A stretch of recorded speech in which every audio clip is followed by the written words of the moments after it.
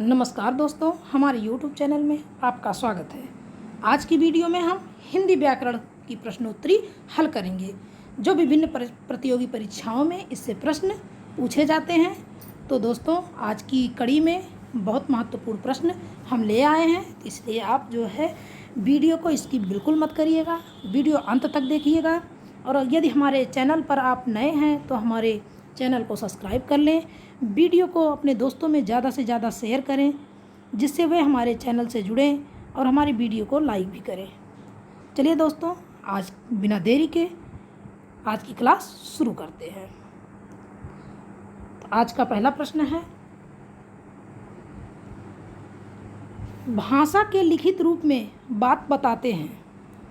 क्या बताते हैं? पहला ऑप्शन है ए बोलकर, बी लिखकर, सी ए और बी दोनों, डी ऑप्शन है इनमें से कोई नहीं। तो दोस्तों, भाषा के लिखित रूप को हम किस रूप में बताते हैं? तो लिखकर ही बताएंगे, इसलिए हमारा कौन सा ऑप्शन सही होगा दोस्तों? B option. हमारा बी ऑप्शन बिल्कुल सही है, क्योंकि भाषा को हम जो लिखित रूप है उसको लिखकर ही बताएंगे, इसलिए हमारा बी वाला ऑप्शन बिल्कुल सही है। चलिए दोस्तों, आगे का क्वेश्चन देखते हैं। भारत की राष्ट्रभाषा है। भारत की राष्ट्रभाषा कैसी है या कौन सी है? पहला ऑप्शन दिया गया है उर्दू, दूसरा हिंदी, तीसरा अंग्रेजी, चौथा इनमें से कोई नहीं। तो भारत की राष्ट्रभाषा कैसी है?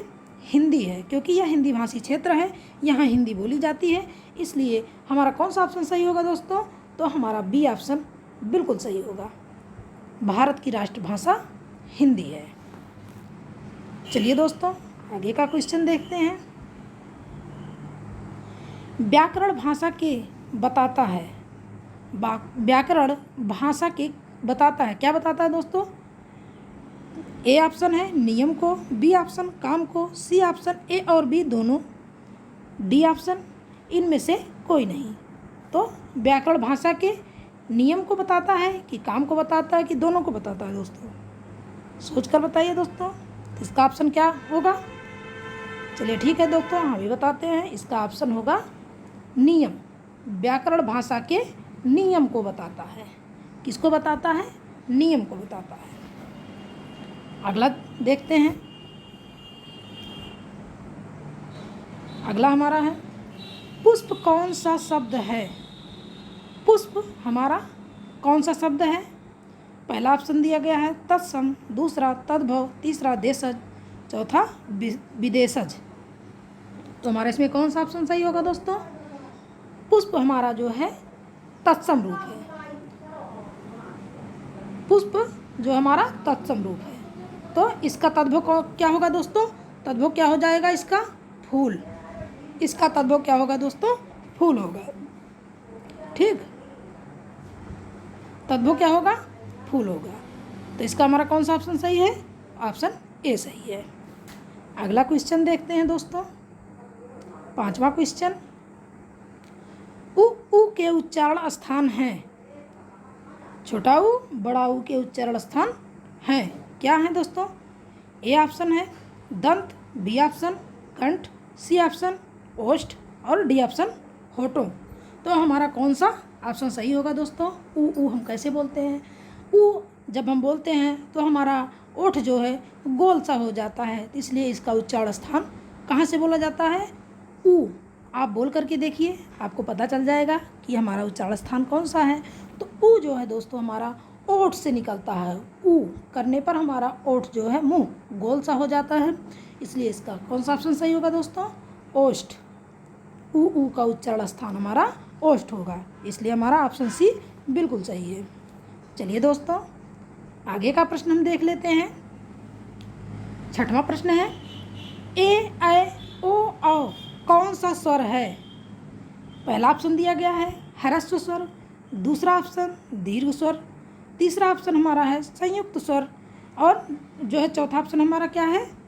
इनमें से कोई नहीं। तो ये हमारा इसमें कौन सा ऑप्शन सही होगा दोस्तों? ये कैसा ऑप्शन है? तो ये हमारा संयुक्त स्वर है, क्योंकि यह जो है दो स्वरों से मिला हुआ है। ठीक है, ए बना है। ये हमारा कैसे बनता है दोस्तों? इसको देख लेते हैं। आ और ई मिल करके क्या बन जाएगा, ए बन जाएगा। और ठीक, और आ ई मिल करके ए बन जाएगा। तो हमारा जो है कैसे बनेगा, आई भी उसी प्रकार से बनेगा। फिर ओ कैसे बनेगा, आ और ऊ मिला करके ओ बन जाएगा। आ और ऊ मिला करके हमारा क्या बनेगा, ओ बनेगा। ठीक, तो ये हमारा कौन से संधि के अंतर्गत आ जाता है दोस्तों, हम पढ़े थे। तो ये हमारा गुण के अंतर्गत आ जाता है। गुण में हमारा एक मात्रा होता है और ओ की मात्रा होता है। ठीक, और आय औ हमारा जो है आता है जहाँ पर इस कौन सा होता है, तो इसी का सेम उल्टा वृद्धि संधि के अंतर्गत आ जाता है ये स्वर। तो इसलिए जो है हमारा ऑप्शन इसमें कौन सा सही होगा दोस्तों, संयुक्त स्वर, क्योंकि यह दो स्वरों के मिल से बना हुआ है, इसलिए यह हमारा संयुक्त स्वर है। तो इसका ऑप्शन हमारा कौन सा सही होगा, सी ऑप्शन। सी ऑप्शन हमारा बिल्कुल सही है। चलिए दोस्तों आगे देखते हैं। मात्राएं कितने प्रकार के होते हैं। तो मात्राएं दोस्तों कितने प्रकार के होते हैं, मात्राएं 3 प्रकार के होते हैं। कौन कौन से मात्रा, इसको भी हम जान लेते हैं दोस्तों। पहला हमारा क्या है, ह्रस्व, ह्रस्व, और दूसरा है दीर्घ, फिर तीसरा है प्लुत। ठीक, ये हमारा जो है 3 प्रकार की मात्राएं होती हैं। पहला होगा ह्रस्व की मात्रा होती है, दूसरा दीर्घ की मात्रा होती है, तीसरा प्लुत की मात्रा होती है। इसलिए हमारा कौन सा ऑप्शन दोस्तों सही है, बी ऑप्शन बिल्कुल सही है।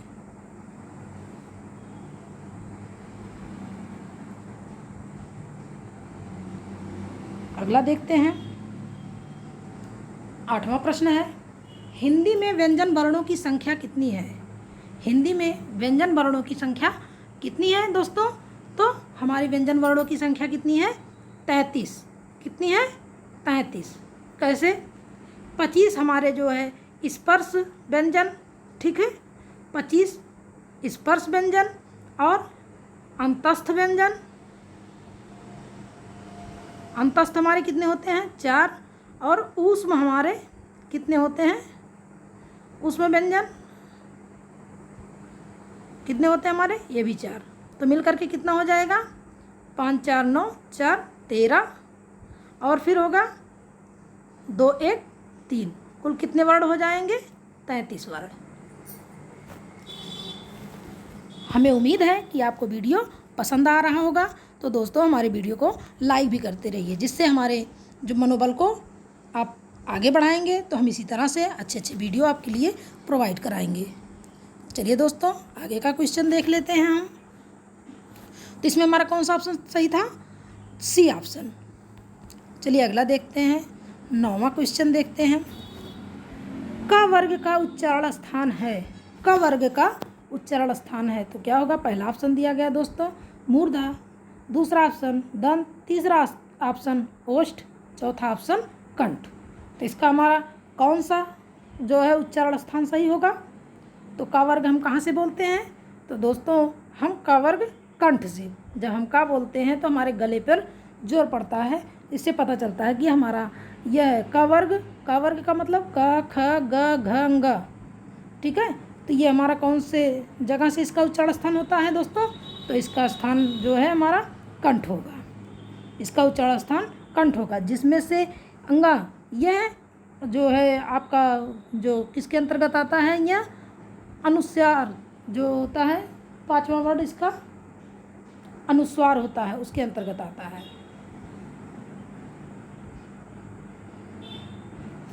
तो ये जो आखिरी अक्षर है वो नाक से भी बोले जाते हैं, इसलिए हमारा जो है क वर्ग उच्चारण स्थान कंठ है। तो इसका हमारा कौन सा ऑप्शन सही है दोस्तों, डी ऑप्शन सही है। चलिए आगे का क्वेश्चन देख लेते हैं।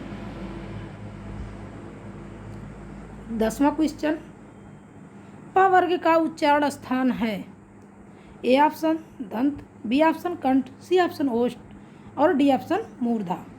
तो इसका हमारा कौन सा ऑप्शन सही होगा दोस्तों, प वर्ग। प कहने पर हमारा ओठ एक दूसरे में चिपक जाता है, तो इससे हमें पता चलता है कि ये हम इसका उच्चारण स्थान कौन सा हो जाएगा दोस्तों, ओष्ठ। इसका उच्चारण कौन सा होगा, ओष्ठ। ओष्ठ से जो है हमारा प वर्ग बोला जाता है। तो दंत के वर्ण कौन से होते हैं,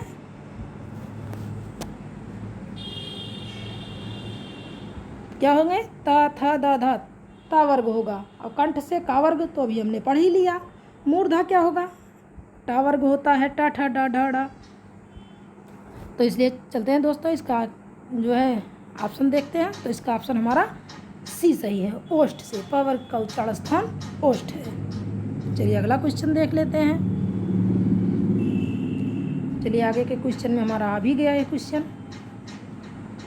ट वर्ग का उच्चारण स्थान है। ट वर्ग का उच्चारण स्थान क्या है देख लेते हैं। पहला ऑप्शन दिया गया है दंत, दूसरा कंठ, तीसरा ऑप्शन ओष्ठ, चौथा ऑप्शन मूर्धा। जिसमें से हमने ता वर्ग को पढ़ ही लिया है कि ता वर्ग को अभी हमने बताया, जस्ट क्या बताया था, जो है ता वर्ग जो है दंत से बोले जाते हैं, ठीक, और कंठ से का वर्ग बोले जाते हैं, ठीक, और ओष्ठ से हमारा पा वर्ग, और मूर्धा ये हमारा क्या होगा? टा वर्ग। अभी हमने बताया था अगले क्वेश्चन में जो पिछला गया। तो इससे हमारा कौन सा ऑप्शन सही हो जाएगा? D option. तो इसका हमारा उत्तर मूर्धा सही होगा। चलिए दोस्तों अगला हम देख लेते हैं। च वर्ग का उच्चारण स्थान है। च वर्ग का उच्चारण स्थान है दोस्तों, अभी हमने देखा था पीछे क्वेश्चन में, बाकी के तो हमें याद हो गया होगा किसका किसका उच्चारण स्थान क्या क्या है बचा है। अब च वर्ग का पूछ रहा है, अब इसको देख लेते हैं। पहला ऑप्शन दिया गया है तालु, दूसरा ऑप्शन ओष्ठ, तीसरा ऑप्शन कंठ, चौथा ऑप्शन इनमें से कोई नहीं। तो इसका कौन सा ऑप्शन सही होगा दोस्तों? च वर्ग। च जब बोलते हैं तो जीवा जा करके हमारे नीचे वाले तालु में सटती है, तो इससे हमें पता चलता है ये हमारा किससे होगा? तालु से। तो हमारा कौन सा ऑप्शन सही हो जाएगा दोस्तों? A option. ए ऑप्शन हमारा बिल्कुल सही है, का तालु होगा। चलिए दोस्तों आगे का क्वेश्चन देख लेते हैं। 13वां क्वेश्चन है, प फ ब भ म का उच्चारण स्थान है।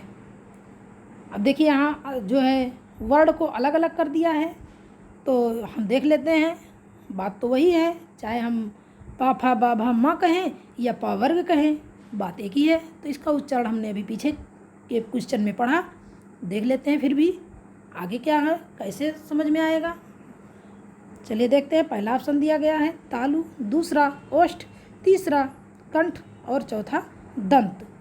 तो इसमें हम पा बोलते हैं, तो पा बोलने पर हमारे दोनों ओठ एक दूसरे में चिपक जाते हैं, तो हमें पता चलता है ये किसका उच्चारण स्थान क्या होगा? पा फा ब भा। जितनी बार हम बोलेंगे हमारा ओठ एक दूसरे में चिपकता है, तो इससे हमें पता चलता है कि इसका उच्चारण स्थान कहाँ से है?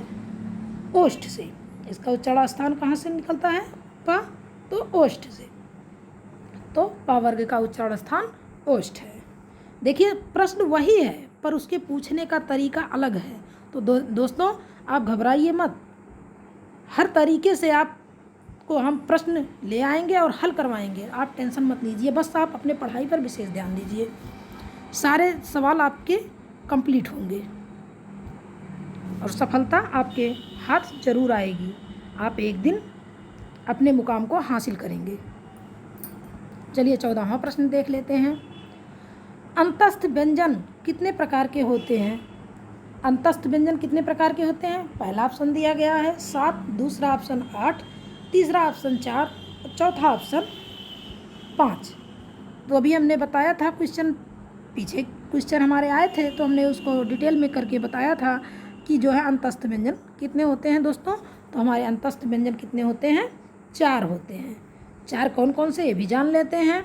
तो हमारा य, र, ल, वा, ये हमारे अंतस्थ व्यंजन के अंतर्गत आते हैं। आगे का देखते हैं क्वेश्चन।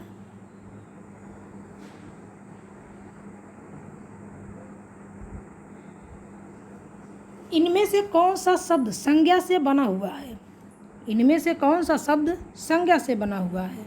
तो संज्ञा से देख लेते हैं कौन सा शब्द बना हुआ है। पहला ऑप्शन है कुलीन, दूसरा ऑप्शन नमक, तीसरा ऑप्शन कृपा, चौथा ऑप्शन जाति। तो इसमें कौन सा ऑप्शन सही होगा दोस्तों? तो संज्ञा से बना हुआ शब्द कौन सा है? कुलीन। क्या बना है? कुलीन। यह कुल से जो है बना हुआ है, कुल शब्द से बना हुआ है, जिससे कुलीन बना है, कुल से कुलीन बना है, तो यह हमारा शब्द संज्ञा से बना हुआ है।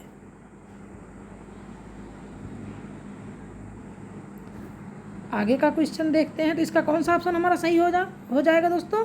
पहला ऑप्शन कुलीन। आगे का क्वेश्चन देखते हैं,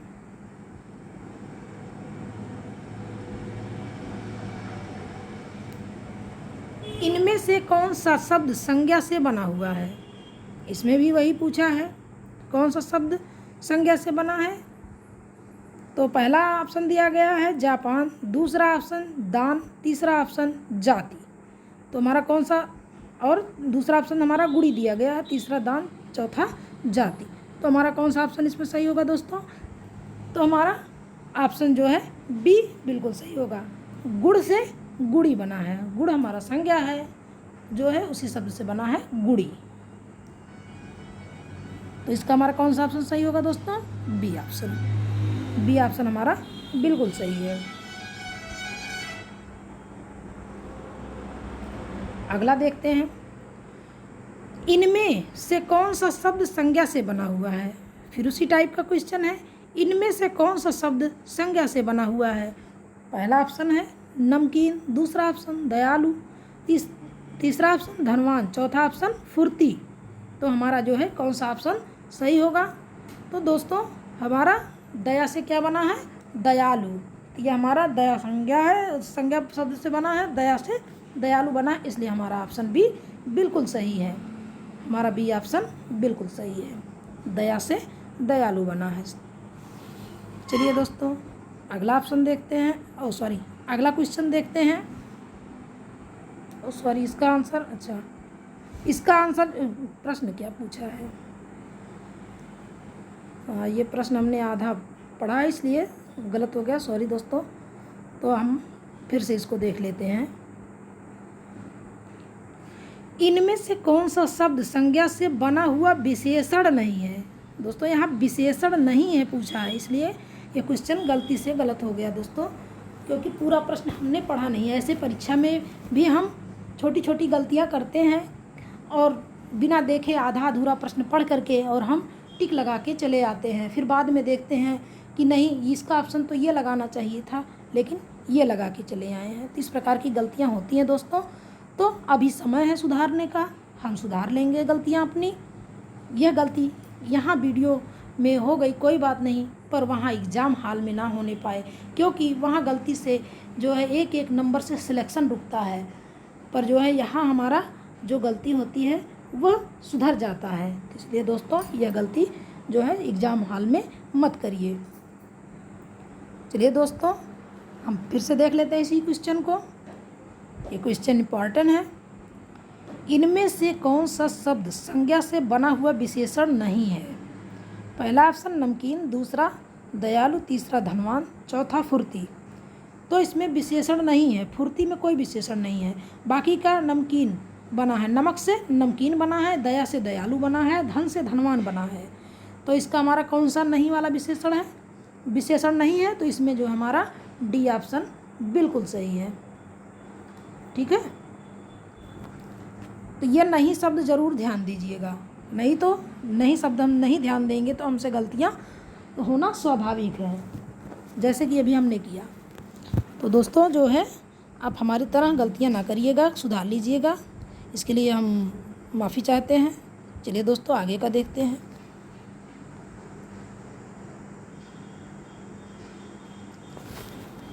अगला क्वेश्चन है, इनमें से कौन सा शब्द संज्ञा से बना हुआ विशेषण नहीं है? यहाँ भी देखिए दोस्तों दिया गया है विशेषण नहीं है, तो पहले हम नहीं शब्द को मार्क कर लेते हैं, जिससे जो है हमारे दिमाग में ये चीज़ बैठा रहे कि यहाँ नकारात्मक पूछा गया है, नहीं तो हम सकारात्मक समझ करके ऑप्शन को गलत चूज कर लेंगे। तो पहला ऑप्शन दिया गया है अपमानित, दूसरा ऑप्शन नियमित, तीसरा ऑप्शन वार्षिक और चौथा ऑप्शन हमारा क्या है? अपमान। तो जो विशेषण नहीं है इसमें, अपमान में हमारा विशेषण नहीं है, यह हमारा मूल शब्द है। ठीक है, और बाकी का अपमान से अपमानित बना है, और नियम से नियमित बना है, वर्ष से वार्षिक बना है। तो दोस्तों हमारा कौन सा ऑप्शन सही हो जाएगा? हमारा ऑप्शन डी ऑप्शन हमारा बिल्कुल सही हो जाएगा, अपमान। आप नकारात्मक जो पूछा है उसको विशेष ध्यान दीजिएगा, क्योंकि छोटी छोटी गलतियां ही हमें सिलेक्शन से रोकती हैं।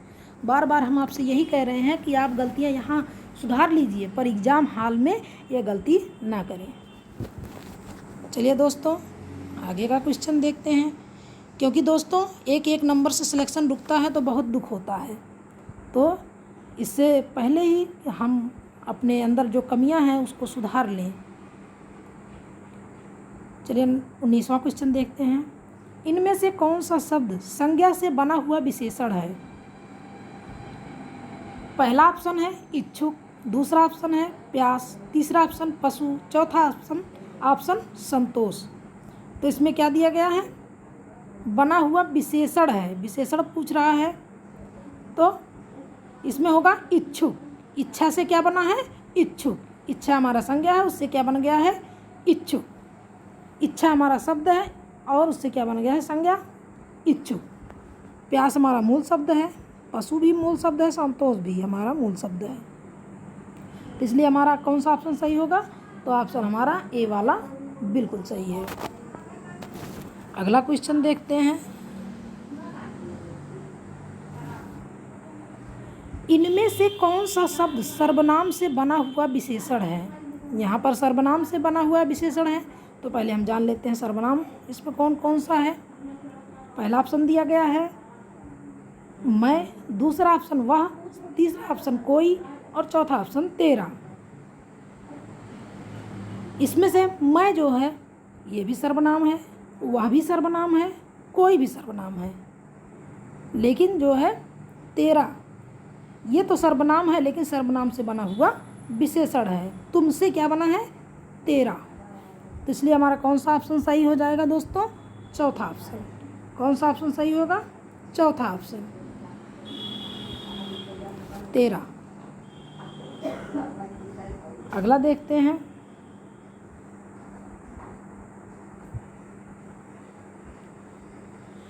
इनमें से कौन सा शब्द क्रिया से बना हुआ विशेषण नहीं है? देखिए यहाँ पर हम पहले मार्क कर लेते हैं, नहीं पूछा गया है, तो हम देख लेते हैं। पहला ऑप्शन है चालू, दूसरा ऑप्शन कमाऊ, तीसरा ऑप्शन समझना, चौथा ऑप्शन पठित। तो हमारा जो है चाल से चालू बना है, काम से कमाऊ बना है और समझना मूल हमारा शब्द है, और डी वाला ऑप्शन है पठ से पठित बना है। तो किसमें जो है विशेषण नहीं लगा हुआ है? समझना में। समझना में हमारे विशेषण नहीं बना है, तो हमारा कौन सा ऑप्शन है सही? C option. हमारा सी ऑप्शन बिल्कुल सही है, समझना।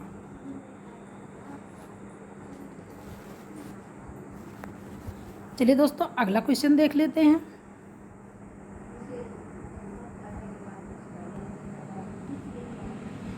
इनमें से कौन सा शब्द क्रिया से बना हुआ विशेषण है? इनमें से कौन सा शब्द क्रिया से बना हुआ विशेषण है?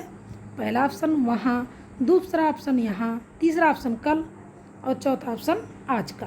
तो इसमें हमारा दोस्तों क्या कह रहा है? क्रिया से बना हुआ विशेषण है। वहाँ, इसमें कोई क्रिया है नहीं क्योंकि ये सर्वनाम है, वहाँ से वहाँ बना है, ये सर्वनाम है। यहाँ, यह से यहाँ बना है, इसमें भी सर्वनाम है। कल, यह जो मूल शब्द है इसमें कोई विशेषण है नहीं। आज का, तो इसमें जो है हमारा विशेषण से बना है, आज से आज का। तो हमारा कौन सा ऑप्शन सही होगा दोस्तों? डी ऑप्शन बिल्कुल सही है, आज का। अगला जो है क्वेश्चन देखते हैं हम। दोस्तों हमारे चैनल पे यदि नए हैं तो आप हमारे चैनल को सब्सक्राइब कर लीजिए और अपने दोस्तों में ज़्यादा से ज़्यादा शेयर भी कर दीजिए, जिससे वह हमारे चैनल से जुड़ें और वो प्रतियोगी परीक्षाओं में जो आगामी होने वाला है उनमें वह सफलता हासिल कर सके। चलिए दोस्तों हम 23वां क्वेश्चन देखते हैं। इनमें से कौन सा शब्द पुल्लिंग से बना हुआ स्त्रीलिंग है? तो पहला ऑप्शन दिया गया है काली, दूसरा ऑप्शन बड़ा, तीसरा ऑप्शन ऐसा, चौथा ऑप्शन इनमें से कोई नहीं। तो पहले जो है काला क्या है, पुल्लिंग है, और काली हमारा स्त्रीलिंग बना है। बड़ा तो हमारा पुल्लिंग है, ऐसा भी पुल्लिंग है। तो इसमें से हमारा कौन सा ऑप्शन सही होगा? ऑप्शन ए सही होगा। काली, ये किससे बना है? काला से। काला हमारा क्या है? पुल्लिंग है, ठीक, और काली हमारा स्त्रीलिंग है। लेकिन बड़ा, ये हमारा पुल्लिंग है और ये भी हमारा पुल्लिंग है। इसका स्त्रीलिंग क्या हो जाएगा? इसका स्त्रीलिंग हो जाएगा बड़ी, ठीक, और इसका स्त्रीलिंग क्या हो जाएगा? ऐसी, ठीक। तो इसलिए जो है दोस्तों हमारा पहला ऑप्शन बिल्कुल सही है। आगे का क्वेश्चन देखते हैं। कौन सा शब्द संस्कृत से तद्भव बनाया गया है? तद्भव का मतलब अशुद्ध। तो कौन सा शब्द संस्कृत से तद्भव बनाया गया है? पहला ऑप्शन देख लेते हैं। पहला ऑप्शन है बच्चा, दूसरा ऑप्शन है वच, तीसरा ऑप्शन है ए और बी दोनों। तो जो है हमारा कौन सा ऑप्शन सही है? बच्चा। ऑप्शन जो है हमारा ए सही है। कैसे बना है? बच्चा। इसका हमारा जो है तत्सम क्या होगा? इसका तत्सम क्या होगा दोस्तों? इसका तत्सम होगा वत्स, ठीक है। इसका ऑप्शन हमारा वत्स होगा और बच्चा हमारा तद्भव है। तो इसलिए हमारा पहला ऑप्शन बिल्कुल सही है। अगला क्वेश्चन, कौन सा शब्द गुणवाचक विशेषण है? कौन सा शब्द गुणवाचक विशेषण है? पहला ऑप्शन है लाल फूल, दूसरा ऑप्शन है 5 लड़के, तीसरा ऑप्शन है 10 हाथी, चौथा ऑप्शन है इनमें से कोई नहीं। तो हमारा देख लेते हैं जो है कौन सा ऑप्शन सही है? पहला ऑप्शन। कैसे? फूल की विशेषता क्या है? लाल। लाल हमारा क्या है? गुण। किसकी गुण बता रहा है? फूल की। फूल के गुण की क्या विशेषता है? फूल लाल रंग का है ना, इसलिए इसमें गुणवाचक जो है विशेषण है। तो पहला ऑप्शन हमारा बिल्कुल सही है। 5 लड़के यहाँ संख्या बता रहा है, तो यहाँ गुणवाचक नहीं है, यहाँ गणनावाचक हो जाएगा। 10 हाथी, यहाँ भी गणनावाचक विशेषण होगा। तो चलिए दोस्तों हम आगे का क्वेश्चन देख लेते हैं।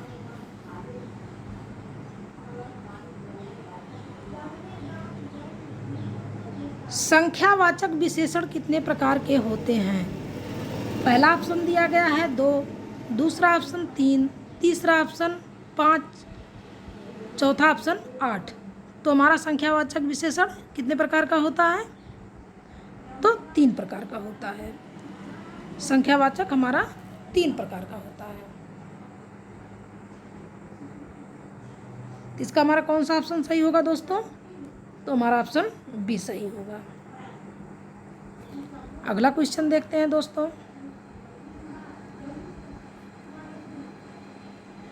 कौन सा शब्द परिमाण बोधक विशेषण है?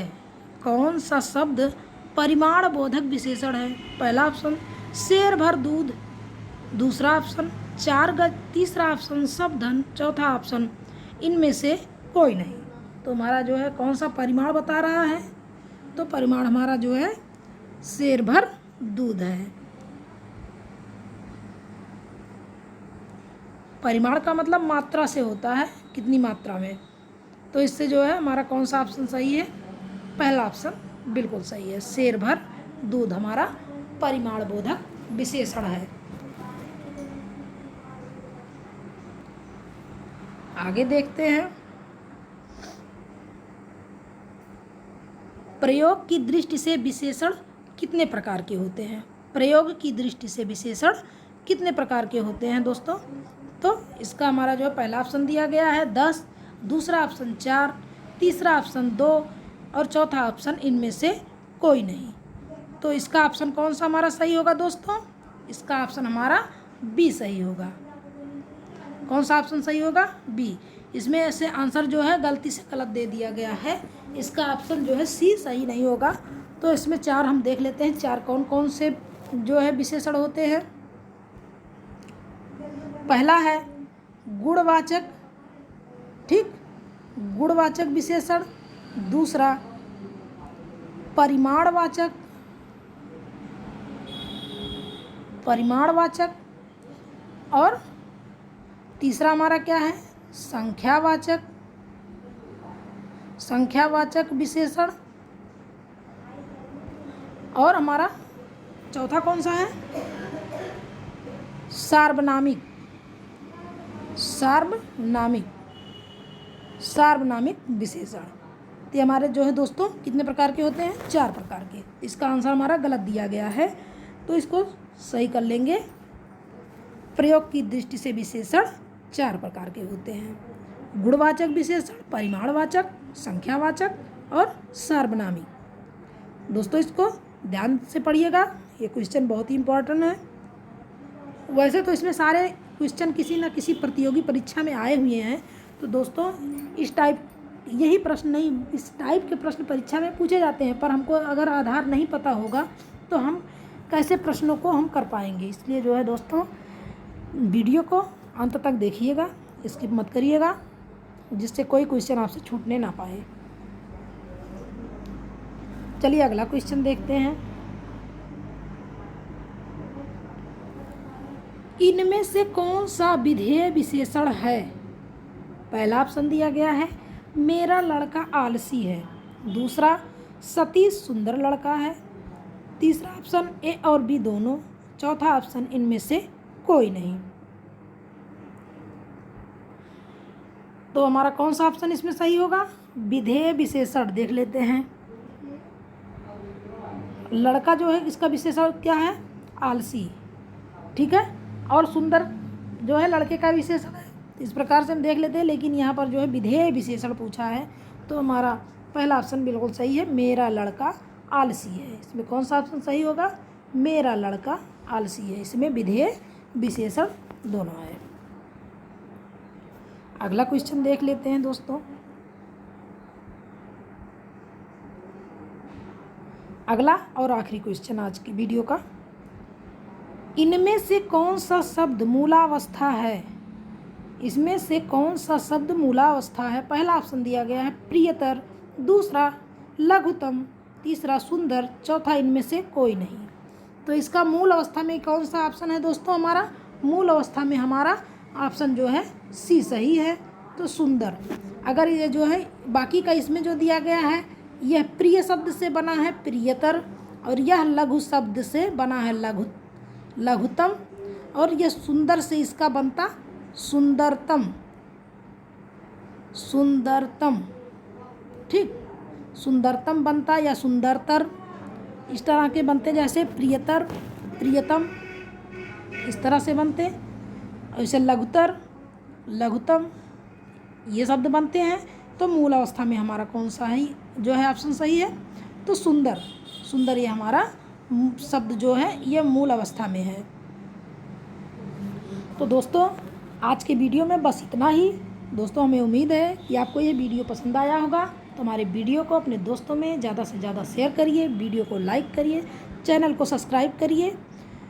आज के लिए बस इतना ही। आगे के वीडियो में और इससे जो है इम्पोर्टेंट और अच्छे क्वेश्चन ले आएंगे दोस्तों, तो हमारे वीडियो के साथ बने रहिए। जय हिंद, वंदे मातरम।